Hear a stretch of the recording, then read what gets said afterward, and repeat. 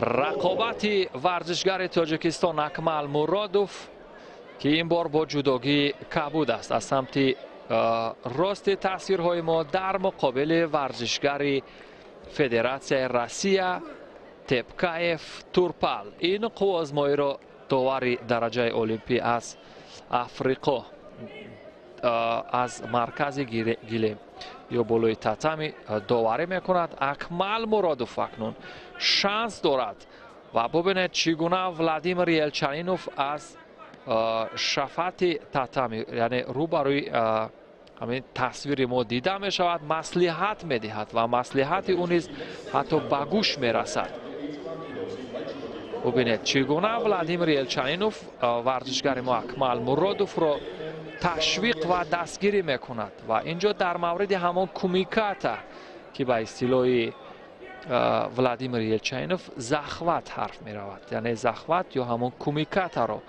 میگوید طور باید داشت یا گرفت و اون باعث شود تا تعادل حریف برهم زده شود و این یعنی موجب گردد تا تواند اکمال مورودوف اصول مورد نظرش رو اجرا کند. مقاومتی ناسازگار به هدف باعث به آن گردید که داور مرکز به هر دو ورزشگر کارت زرد جزا بدهد، چون هر دو هم میگریختند کسی از ورزشگران به گرفتن همون کومیکات کوشش نمیکرد. اکنون کوشش اکمال را میبینیم توانست از قسمت بالای گریبان حریف چنگ بزند، ولی این چنگ چندان طول نکشید که از آن ورزشگر روس تورپال تپکایف خلاص شد. همانو از همدیگر میگریزند و کسی از آنها برای گرفتن نزدیک نمی شود، ولی از مربع نباید اکمال برآید چون باعث گرفتن کارت زرد جزا خواهد شد یا شیدو. بله، از مربع خارج شد اکمال مورودوف و این باعث گرفتن شیدوی دوم گردید.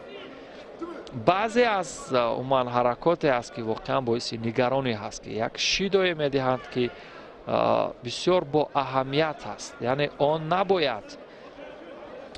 داده شود و سر آن توجه شود که یعنی با یک اشتباه کوچک نباید شیدو گرفت، چون این رقابت یک زیل که فقط با از هم گریختن و جستن کومیکات مورد نظر. اکنون توانست اکمال مورودوف از قسمت کمربند حریف یک هلوک میخواهد اینجا اجرا کند به سمت راست و گریختن ورزشگر روس تپکایف باعث گرفتن شیدو احتمال شود